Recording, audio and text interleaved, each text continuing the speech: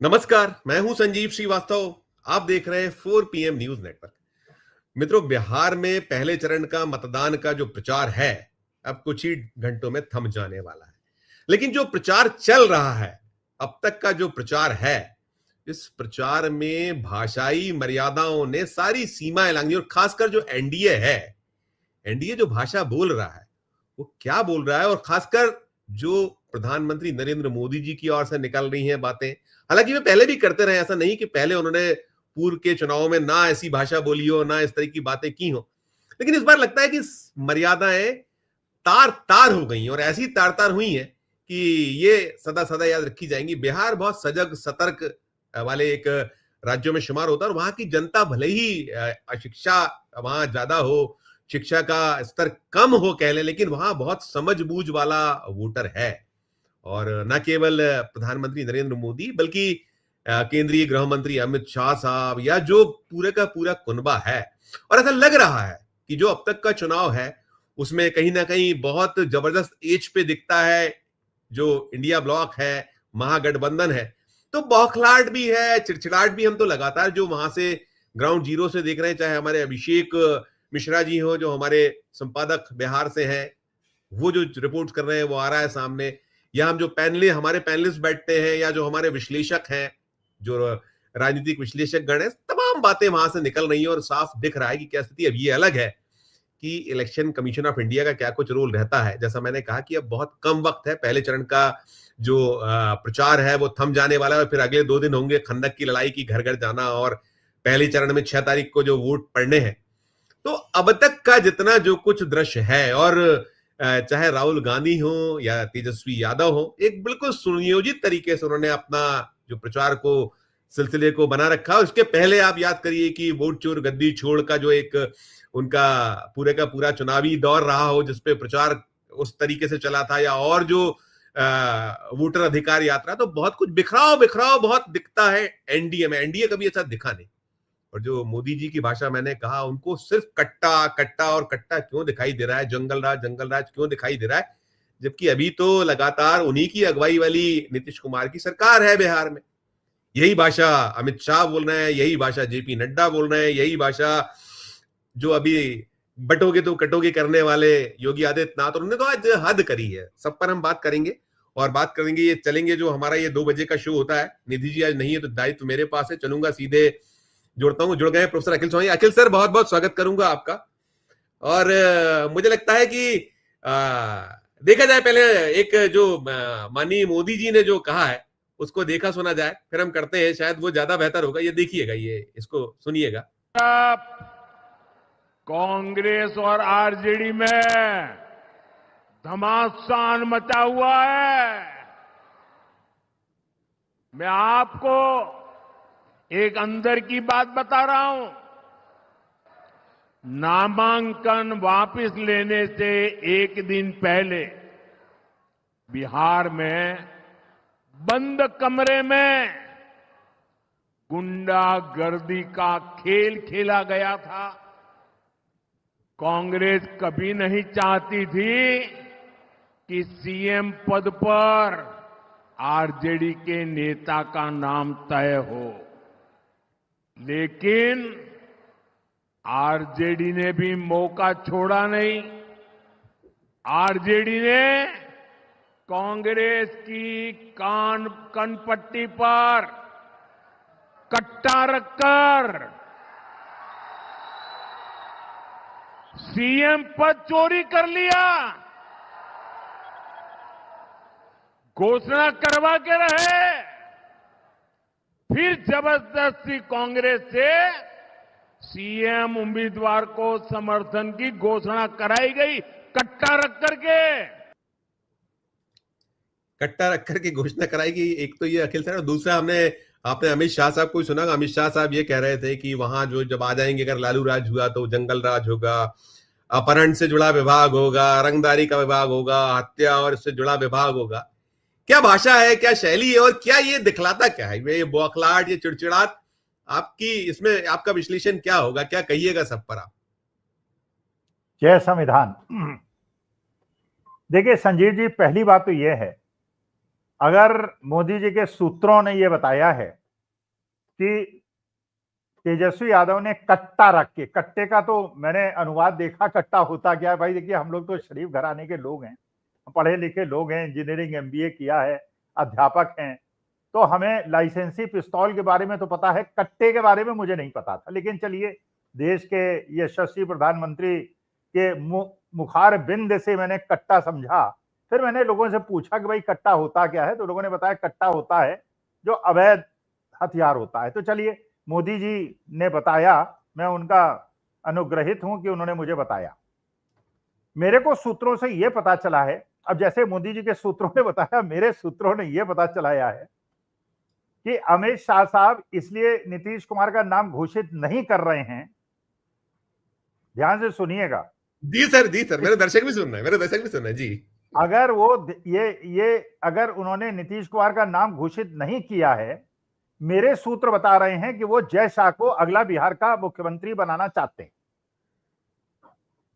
अब आप जरा कल्पना कीजिए, जय शाह को मुख्यमंत्री बिहार के लोग बनाना चाहेंगे। देखिए, एक बात थोड़ी सी राजनीति में, आपने क्या राहुल गांधी को या तेजस्वी यादव को या दीपांकर भट्टाचार्य को या मुकेश सहनी को इस प्रकार की असंसदीय और इस प्रकार की मोहल्ले वाली, गुंडों वाली भाषा बोलते हुए सुना? नहीं सुना। देखिए, राहुल गांधी एक दूसरे प्रकार का आदर्श उपस्थित कर रहे हैं। आप सोचिए, जरा फ्रैंकली सोचें, एक तालाब के अंदर लोग मछली पकड़ रहे हैं, सहनी समाज के लोग हैं, राहुल गांधी मुकेश सहनी के साथ उसमें कूद जाते हैं। जी हाँ, कूद जाते हैं। और जो मल्लाह समाज के लोग हैं, सहनी समाज के लोग हैं, उनके कंधे पे हाथ रख के फोटो खिंचाते हैं। अच्छा, उनकी तैरने की शैली से भी लगते हैं कि अभ्यस्त तैराक हैं जी। मतलब वो ये दिखाना चाहते हैं, राहुल गांधी, अब लोग सोशल मीडिया पे उठा रहे हैं, क्या प्रधानमंत्री बनने के लिए मछली पकड़ना आवश्यक है? अरे, मछली पकड़ने का मतलब ये है, देखिए, वो भी एक व्यवसाय है। जैसे चाय पिलाना एक व्यवसाय है, बेचना एक व्यवसाय है, मछली पकड़ने में वो अपने अपने परिवार के पेट को भर रहे हैं। मैंने एक, संजीव जी याद आ गया, मैंने कल सोशल मीडिया के अंदर एक पोस्ट देखी सर। ये बस ड्राइवर जिसने अपने पूरे जीवन काल में बस चलाई सरकारी, जिस दिन उसका रिटायरमेंट होता है, वो अपनी बस से लिपट कर और स्टीयरिंग को चरण स्पर्श करके बस को लिपट के रोता है। रोता है। भावना को समझिएगा। बिल्कुल बिल्कुल सर, है। लोग हैं, हम लोग पुस्तक को माथे पे लगाते हैं बिल्कुल क्योंकि सर। हमारे परिवार को चलाने वाली है। ये पुस्तकें ने हमारे परिवार को चलाया है। बिल्कुल। जो समाज के लोग हैं, उनके लिए तालाब के अंदर उतरना और मछली पकड़ना, ये उनकी रोजी रोटी है, ये उनका परिवार का पेट भर रही है। बस चलाने वाले के लिए बस जो है उसकी मां है, जिसने उसके पेट को 40 साल पाला है। इसको इतने हल्के में लेना, क्या उन्होंने कोई अभद्र भाषा का प्रयोग किया? तेजस्वी यादव जो घूम रहे हैं और आईपी गुप्ता जो घूम रहे हैं, मुकेश सहनी भी साथ में उतरे। क्या मैसेज था कि देखिए, आप किसी समाज के लोग हों और जो ईमानदारी से अपने परिवार का पेट भर रहा है, वो मेरे लिए सम्मानित है। और जो प्रधानमंत्री बनने वाला है देश का, और जो देश के लोग हैं जो अपना अपना व्यवसाय करके देश की सेवा कर रहे हैं, उनके बीच में कोई भेद नहीं है। क्या मोदी जी के रोड शो में पहली बार लोगों ने कहा कि रोड शो की जरूरत क्या थी मोदी जी को पटना में? जो हजारों लाखों लोगों को रोक दिया गया, रोड्स को रोक दिया गया। और आपको याद होगा, बेंगलोर के अंदर जब ये रोड शो हुआ था, तो बेंगलोर के अंदर भी एक रिजेंटमेंट क्रिएट हुआ था कि हमें क्यों रोका भाई? जी। रोड शो पटना में क्यों कर रहे हैं? क्या दिखाना क्या चाहते हैं? नौकरी दे दीजिए, इंडस्ट्री लगवा दीजिए, लोगों का पेट भर दीजिए। आपके रोड शो की क्या आपका चेहरा इतना खूबसूरत है कि आपको देखने के लिए हम लोग लाइन लगा के, अच्छा, जब रोड रुक गई तो सड़क के दोनों तरफ लोग खड़े हो गए क्योंकि उनका मूवमेंट रोक दिया गया था। फिर दिखाने का प्रयास हुआ कि हमारे साथ जनता है। देखिए, हम नेताओं से और बुजुर्गों से, अध्यापकों से, पत्रकारों से हम क्या अपेक्षा रखते हैं? हमारे देश के युवाओं के सामने आदर्श रखें, जो हमारे भगवान मर्यादा पुरुषोत्तम श्री राम ने रखे थे, आदर्श। अगर हम कोई गलत हरकत करेंगे और इस प्रकार कट्टे की और माथे पे टिका दिया, सटा दिया, इस तरह की भाषा का उपयोग करेंगे, इसका मतलब अनंत कुमार सिंह को 6-7 बार अगर विधानसभा का चुनाव मोकामा के लोग जिताते हैं, और मैं तो ये मानता हूं बिहार के लोग बड़े प्रबुद्ध हैं, मोकामा के लोग भी बिहार के हैं, तो बिहारी के मैं उनका मान के चलूंगा। लेकिन अगर दबाव में अनंत सिंह को अरेस्ट किया जाता है तो ऐसे उनको गाड़ी में उठा के ले जाते हैं जैसे उन्होंने कोई परमवीर चक्र प्राप्त किया। देखिए, उनके खिलाफ एफआईआर हो गई, 302 की हो गई, बिल्कुल हत्या का मुकदमा है। उनको कैसे ट्रीट करना चाहिए था?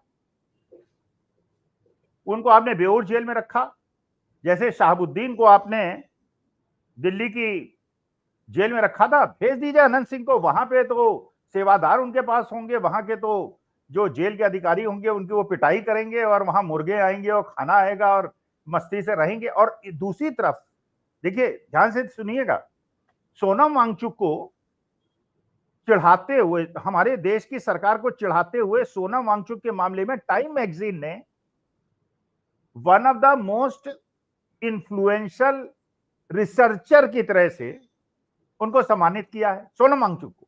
जी हाँ। जिस व्यक्ति को आप, जो लेह लद्दाख का रहने वाला है, जो ठंड में रहने का आदी है, उसको जोधपुर के एक छोटे से सेल में रखा गया है। तो सोनम वांगचुक के पर दोष क्या है? एक स्टेटमेंट में उसने कह दिया था कि जो सीमावर्ती इलाके के लोग हैं उनको थोड़ा सम्मान दीजिए, उनको अपनापन दीजिए, उनके अधिकार उनको दे दीजिए, यही उन्होंने मांग की थी। लेकिन कोई मर्डर का केस तो है नहीं उनके ऊपर। अच्छा, पूरे विश्व के अंदर कितने, अच्छा, उनकी पत्नी का मैं एक इंटरव्यू शिवरान साहब के साथ, रविंद्र कुमार शिवरान के साथ सुन रहा था। उनकी पत्नी कहती हैं जब वो जोधपुर जेल में उनसे जाके मिली तो वहां पे उन्होंने राजस्थान की मिट्टी पे रिसर्च करना शुरू कर दिया है सोनम वांगचुक ने। जी हाँ, जी हाँ, जी हाँ। तो जिस व्यक्ति को नहीं, इसमें ये जोड़ दीजिए ना कि जो वो मेहुल चौकसी को लाया गया तो उनके लिए क्या क्या तैयारियां दिखी थी तिहाड़ जेल में, क्या क्या हुआ उनके लिए? अरे एक वो कौन से एक बहुत बड़े गैंगस्टर हुआ करते थे, क्या नाम था उनका, मैं भूल रहा हूँ, लॉरेंस बिश्नोई। जी जी जी जी जी सुना था मैंने कि जो राजस्थान की जेल थी वो इतनी 6-7 सेल को सम्मिलित करके उनकी एक सेल बनाई गई थी, ये कह के कि साहब इन पे खतरा है। और उसके बाद वो राजाओं की तरह वहां रहते थे। अच्छा, ये गैंगस्टर्स हैं तो भैया इनका नाम जाते तो मैं लूंगा नहीं, कहीं आगे एक गरीब शिक्षक को आगे ठोक ठाक दे।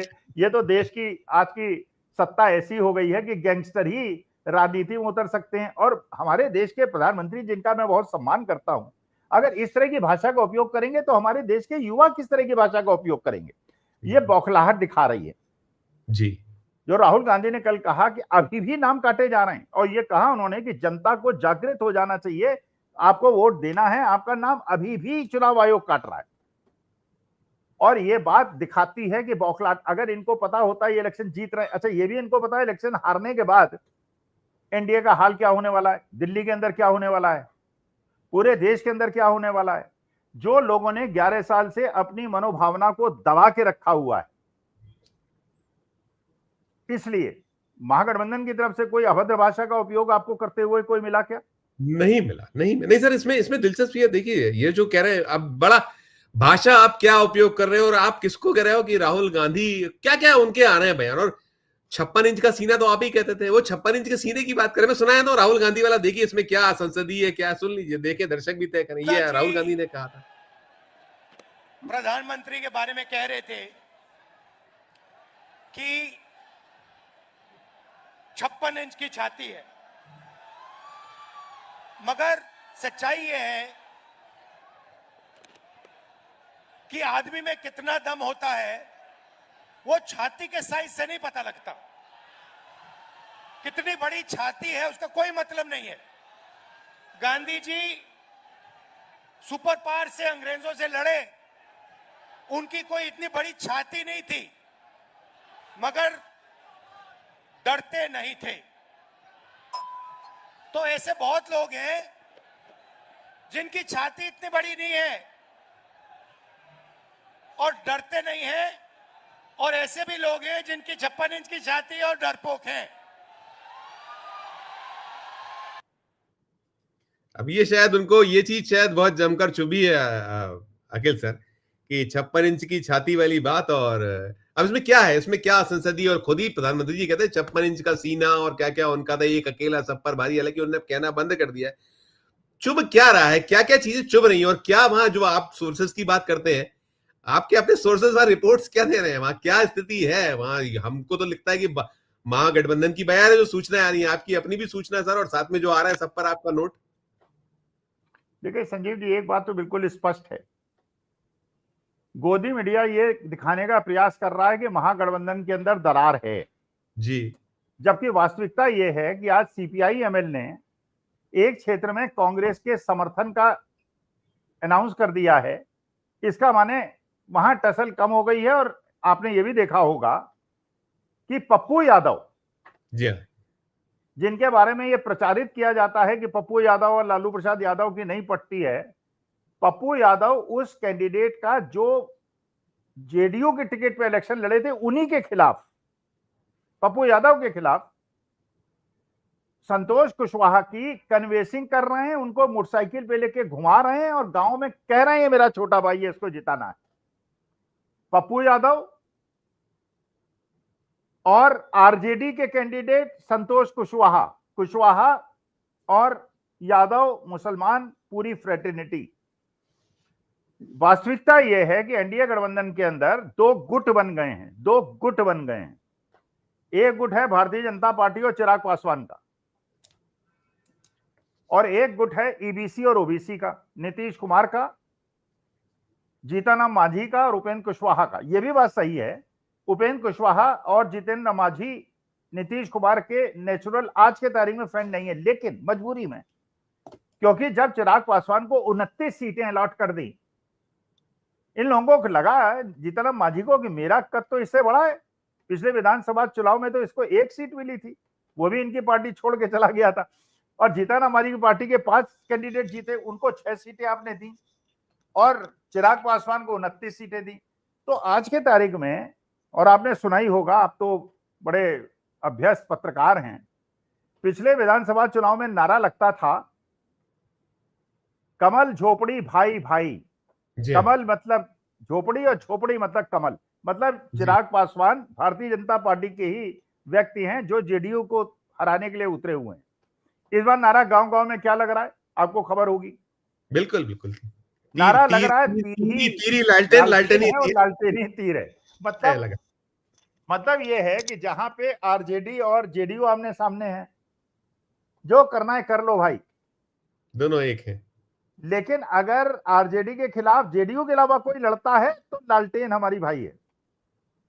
इसका मतलब यह है कि 143 या 145 जो भी सीटें आरजेडी लड़ रही है, और जहां जहां ये लोग, इसका मतलब यह है कि ये पक्का हो गया है। और नीतीश कुमार ने देखिए जो रोड शो किया पटना के अंदर, मोदी जी ने उसमें शामिल नहीं हुए। जी हाँ। जो घोषणा पत्र दिया गया, आपने सुना भाई, हमने ये तो सुना था कि नूडल बन जाती है, मैगी नूडल 2 मिनट के अंदर। घोषणा पत्र बन जाता है 45 सेकंड के अंदर। 26 सेकंड था, 26 सेकंड था, ओरिजिनली 26 ही था। बाद में मैंने आना जाना जोड़ लिया ना भाई, मैं तो देखिए आना जाने में भी टाइम लगा होगा 10-15 सेकंड। अच्छा, वहां से भाग गए। जी हाँ, जी हाँ। अरे घोषणा पत्र है महाराज, ये आपको जनता को विश्वास दिलाना है, अब इसमें खरे उतरेंगे।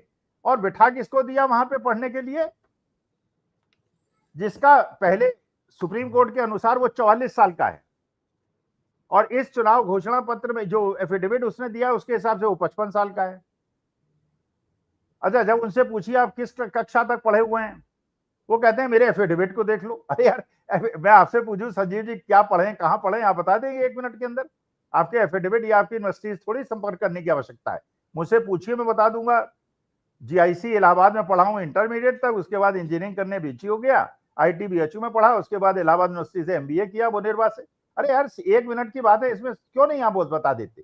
हम घर से डिग्री टांगे हुए सर, अखिल सर डिग्री टांगे, लॉ किया है हमारा, मध्य प्रदेश बार एसोसिएशन हमारा, वहाँ रजिस्ट्रेशन है, टंगी हुई है, डिग्री टंगी है, वहां से हमारा है, उसको तस्दीक कर ले जिसको करना है, सीधी बात। नहीं, वो तो डिग्री आपकी इसलिए टंगी हुई कि है आपके पास जी।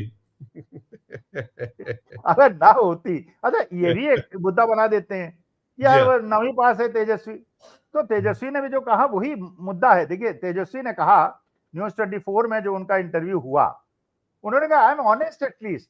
भाई देखिए, एक शेयर मार्केट में जब आईपीओ आता है, पहली बार जब शेयर मार्केट से पैसा उठाते हैं, वो ये कहते हैं कि अपने प्रोस्पेक्टस पे जो सच है लिख दो। 6 मुकदमे चल रहे हैं, ये रिस्क फैक्टर्स हैं, मैं 10वीं पढ़ा हूं, उसके बाद भी अगर जनता पैसा देती है तो आपका दोष नहीं, लेकिन झूठ मत लिखना। अगर तुमने सच छिपाया बेटा जेल होगी। आप जानते हैं सरकारी अधिकारी अगर एक गलत डिग्री बता दे और फर्जी डिग्री दे दे, घसीटते हुए पुलिस ले जाती है। एक तोमर साहब थे आम आदमी पार्टी के मंत्री, पुलिस घसीटते हुए ले गई थी, उन्होंने फर्जी डिग्री बता, ये पर्जरी कहलाता है कोर्ट की लैंग्वेज में, और आप तो वकील हैं, आप कंफर्म करेंगे। भाई आप अनपढ़ हैं, कामराज नाडा अनपढ़ थे, लेकिन लोग उनसे कहते थे आप प्रधानमंत्री बन जाइए। उन्होंने कहा मैं 2 कारणों से प्रधानमंत्री नहीं बनूंगा, एक तो मुझे हिंदी नहीं आती, अंग्रेजी नहीं आती, और दूसरा मैं पढ़ा लिखा नहीं हूं। लेकिन योग्य होने में पढ़ा लिखना होना आवश्यक नहीं, झूठ बोलना, इसका मतलब योर पर्सनैलिटी ट्रेट इज धोखाधड़ी। एब्सोल्युटली एब्सोल्युटली, बिल्कुल बिल्कुल बिल्कुल। अखिल सर जो कुछ चल रहा है बिहार में, देखिए हम ये पा रहे हैं, देखिए ये तो सबको हो गया कि ब्रांड मोदी की तो हालत देख ली है, मैं 240 पे टिके थे तभी हो गया, तो बाकी भी चीजें देख रहे हो, और कैसे हरियाणा जीता गया आपसे बेहतर कोई नहीं जानता, कैसे दिल्ली हुआ कोई नहीं जान, सब जानते हैं, उसमें आप तो जाइए महाराष्ट्र, सारा कुछ खुल गई है, पुल पट्टी सारा कुछ आ रहा है। अब यहाँ जो है देखिए दांव वही खेले जा रहे हैं। यहाँ आप अगर आज की तारीख में देखें तो बहुत ये माना जा रहा है, बार बार निकल रहा है, जो विश्लेषक वहां से बता रहे हैं कि बहुत कुछ निर्भर कर रहा है कि जो योगी आदित्यनाथ है, अब गॉड नोज की क्या होगा वहां, कितना बटोगे कटोगे, आज उन्होंने कुछ चीजें बोली हैं देखिए, और उनकी भी भाषा सुनिएगा। वो तो हमें, मैंने कहा चाहे मोदी हो वो भी ऐसी भाषा बोला करते थे, बोला करते हैं, बोल रहे हैं, और यही उनकी भाषा। और इलेक्शन कमीशन ऑफ इंडिया लगभग सो रहा है, ऐसा लगता है कि वो चिर निंद्रा में है, उसका कब नींद खुलेगी नहीं पता। देखिएगा ये क्या कुछ बोल रहे हैं इनकी भाषा। आपने गांधी जी के 3 बंदरों के बारे में सुना होगा। गांधी जी के 3 बंदर थे। गांधी जी ने तो उनको उपदेश दिया था, बुरा मत देखो, बुरा मत सुनो और बुरा मत बोलो। लेकिन आज इंडी गठबंधन के 3 और बंदर आ गए। ये 3 बंदर पप्पू, टप्पू और अप्पू के नाम पर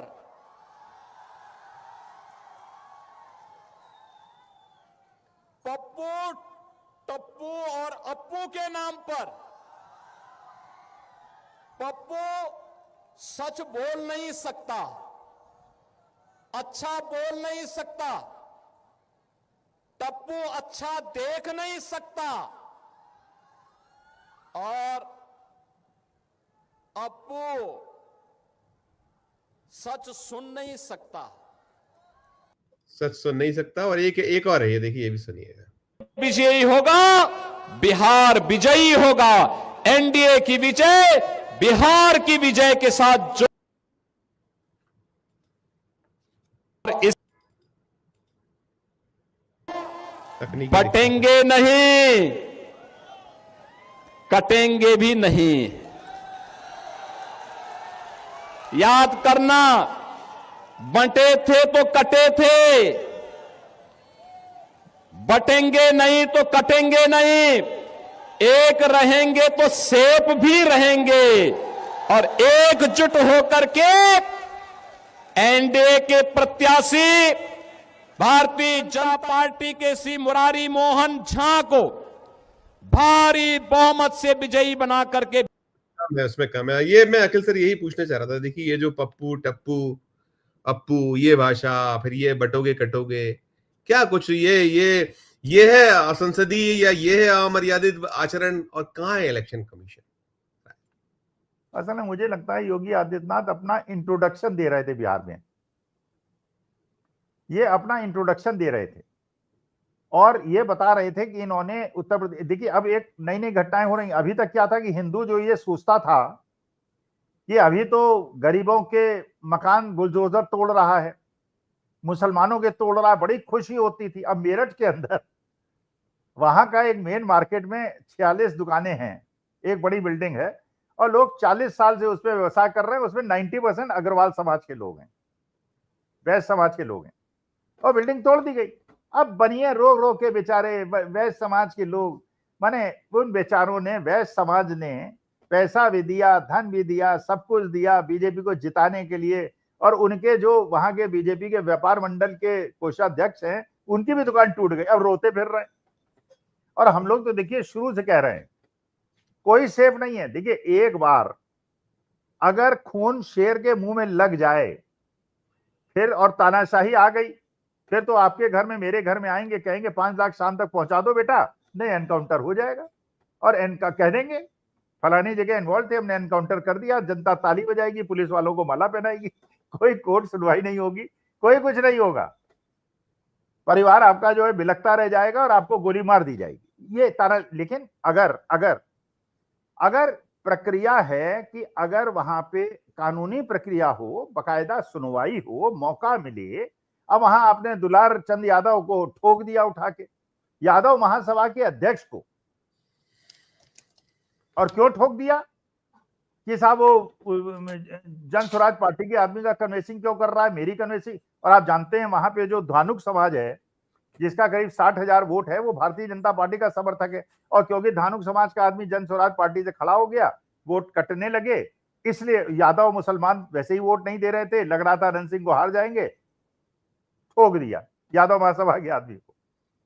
तो देखिए ये जो भाषा का उपयोग कर रहे हैं, देखिए जब एक बार सर्वोच्च पद से गिरावट शुरू होती है, वो रुकती नहीं है।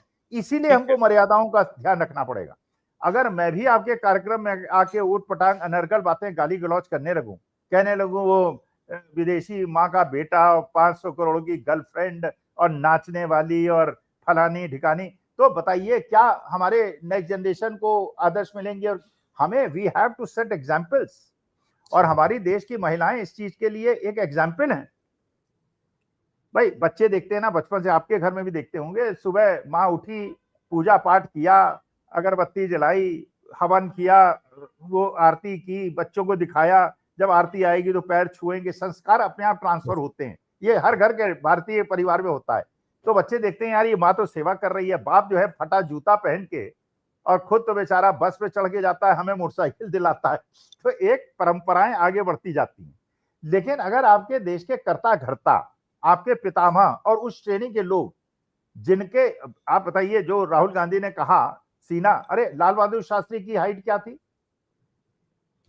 बिल्कुल, लाल बहादुर शास्त्री का सीना कितना बड़ा था? लेकिन लाल बहादुर शास्त्री की जो इज्जत थी हिंदुस्तान के अंदर आज भी है, क्यों है? उनके कद की वजह से, उनकी पर्सनालिटी की वजह से। महात्मा गांधी क्या बहुत अच्छे ओरेटर थे? नहीं थे। भाषण बहुत अच्छी भाषण नहीं देते थे वो, और सुंदर भी नहीं थे। ऐसा भी नहीं था कि औरतें मरेंगी साहब देखिए कितना खूबसूरत आदमी है, नहीं था।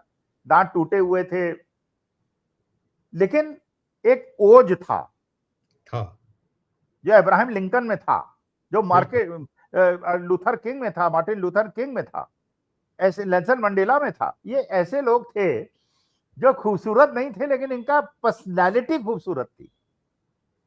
तो सीना जो था वो लाल बहादुर शास्त्री का चौड़ा था, महात्मा गांधी का था।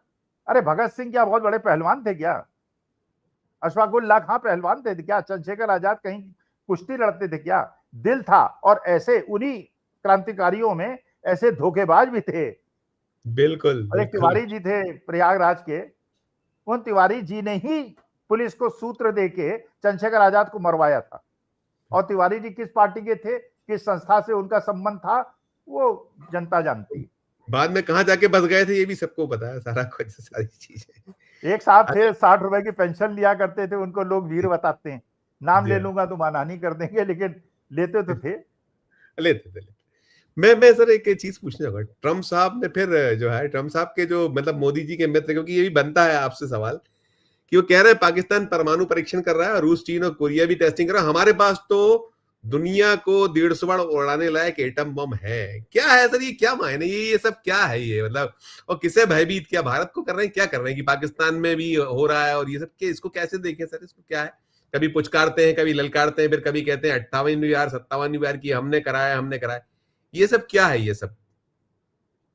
भाई देखिए बड़ी दयनीय स्थिति मेरी भारत माता की बन गई है, बना दी है लोगों ने। और वो भारत माता जिसका मस्तक हमेशा ऊंचा रहा है 78 साल में, हमने वो जमाना, इतना खुशी होती थी हम, चाहे हम गरीब थे।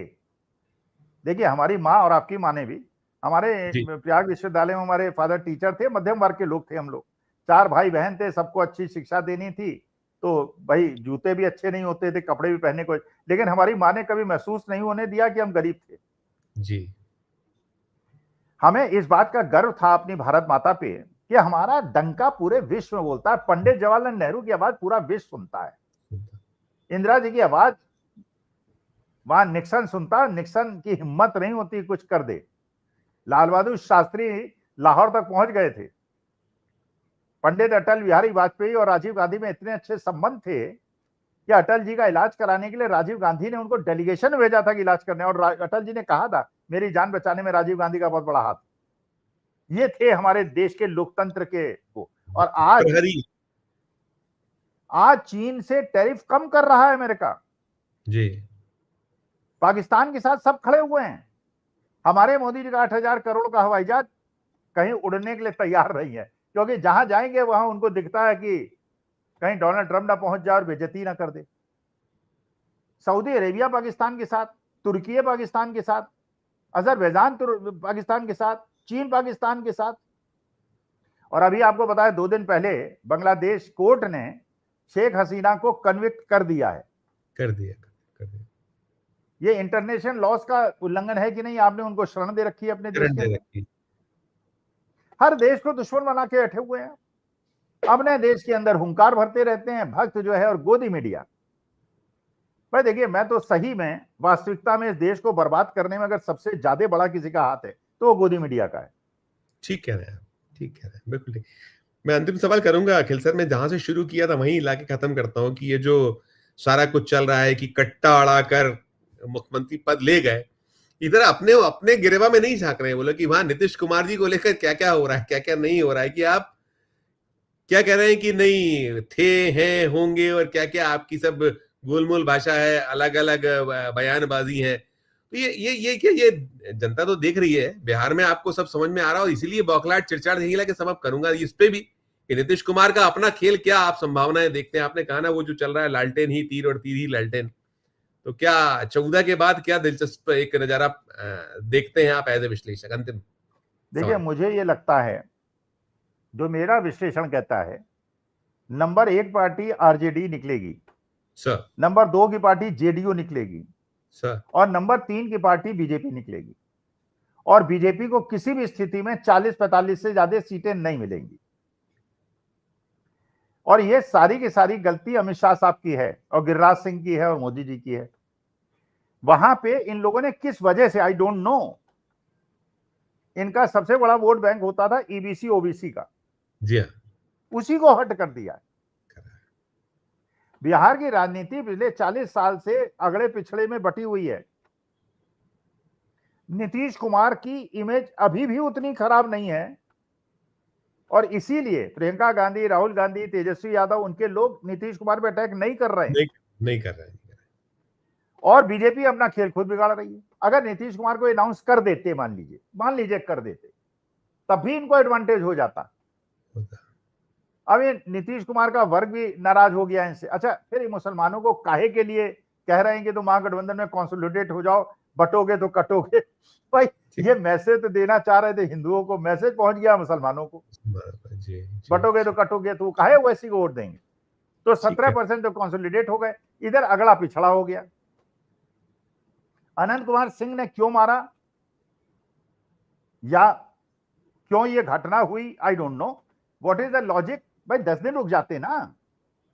आपने इलेक्शन के तुरंत पहले ये मैसेज दे दिया कि हम सवर्ण लोग ये सहन नहीं करेंगे कि हमारी सत्ता को कोई चुनौती दे, इस क्षेत्र में तो हमारा ही डंका। अरे लोकतंत्र में सबको लड़ने का अधिकार है। एक आपने बोनस पॉइंट दे दिया महागठबंधन को, तो अब ये देखना है। देखिए, अब तो बिहार की जनता अगर अनंत कुमार सिंह को जिताती है, और मैथिली ठाकुर, अभी 25 साल 4 महीने उनकी एज है बिल्कुल अच्छी भगन गायिका थी, हम उन्हें सुना करते थे। हमें लगता था यार बेटी देखो कितना प्यारा गाती है, कितना अच्छा गला है इसका। अच्छा, वो बन गई राजनीतिज्ञ। पिता उनके जो है महत्वाकांक्षी हैं, उन्होंने कहा चलो 5 लाख तुम्हें एक भजन में मिलता है। और एक बार उन्हीं के गांव वालों ने, बेनीपट्टी वालों ने कहा कि साहब हमारे लिए एक भजन गा दीजिए, 2 लाख इकट्ठा, उन्होंने मना कर दिया। आजकल मुफ्त में गा रही हैं वोट के लिए।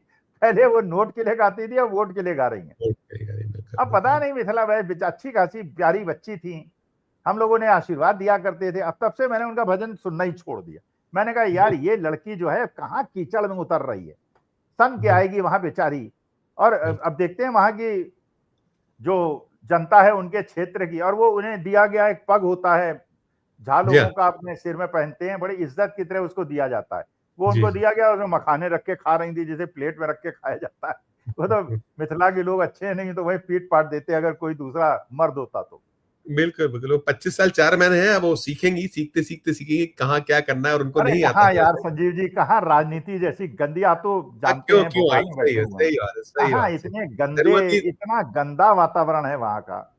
ऐसे हमारे जैसे शरीफ लोगों को तो भैया पुलिस नो थाने से और राजनीतिज्ञों से 200 मीटर दूरी बना के रखना चाहिए। बिल्कुल, नहीं, नहीं, अखिल सर बहुत सही है। देखिए क्या मतलब फाउल ही फाउल हो रहे हैं और जो एनडीए है, उसकी बौखलाहट, उसकी चिड़चिड़ाहट और उनके अपने पाले में खुद जो वो गोल मार रहे हैं, तो दर्शा दिखला रहे हैं कि हालत क्या है। अब वो जैसा मैंने पूछा था ज्ञानेश कुमार जी यदि कुछ कर जाएँ, तो देखिएगा भरोसा तो सब वहीं पे टिका हुआ है कि नहीं, नहीं, उसके बाद भी ये खतरा है संजीव जी, उसके बाद भी खतरा है। मुंबई के अंदर आपने देखा किसानों ने जो मार्च निकाला है, सोयाबीन के प्राइस, एमएसपी, कपास की हालत ये हो गई है, जब से अमेरिका ने भारत से टैरिफ कम करवाया है, इंपोर्ट ड्यूटी कम कराई है, अमेरिका का माल भर गया है, कपास के व्यापारी बर्बाद हो गए हैं। बर्बाद हो। लाखों लोग सड़क पे हैं। अगर बिहार में इन्होंने ज्यादा हेराफेरी कर ली, 2-4% की कर ली तो लोग झेल जाएंगे, लेकिन ज्यादा अगर की तो बड़ी हाँ, तो मुश्किल फिर पैदा होगी, हारने से कम मुश्किल पैदा होगी।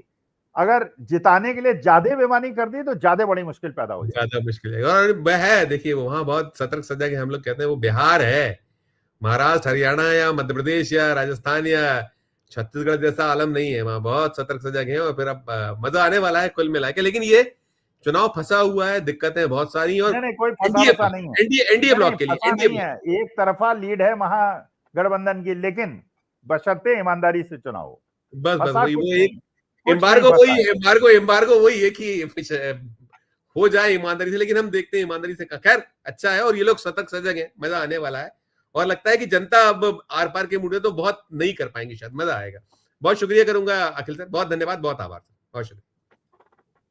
मित्रों आप सुन रहे थे अखिल स्वामी साहब को और जो हालात हैं आपने सारी चीजें देखी कि वहां क्या कुछ जो भाषा शैली और हम पहले भी ऐसा होता रहा है कि ऐसा नहीं है कि नहीं हुआ, लेकिन इस बार लगता है बिहार में पराकाष्ठा हो गई है और खासकर एनडीए के जो और जो अखिल सर ने कहा कि जब ऊपर है, जब सबसे टॉप शख्स जो है यानी प्रधानमंत्री जी हैं, वहां से जब इस तरीके की भाषा होगी कट्टे और क्रूरता और क्या क्या, तो फिर नीचे तो ऐसा जाएगा ही जाएगा।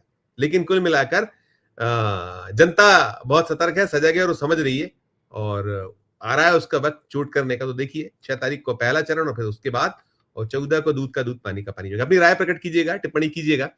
चर्चा अच्छी लगी हो तो चैनल को लाइक कीजिएगा, सब्सक्राइब कीजिएगा, ज्वाइन का बटन दबाइएगा तो हमारी हौसला अफजाई होगी। प्यार और इस्तेमाल रखिए और देखते रहिए 4 PM न्यूज नेटवर्क। धन्यवाद, नमस्कार।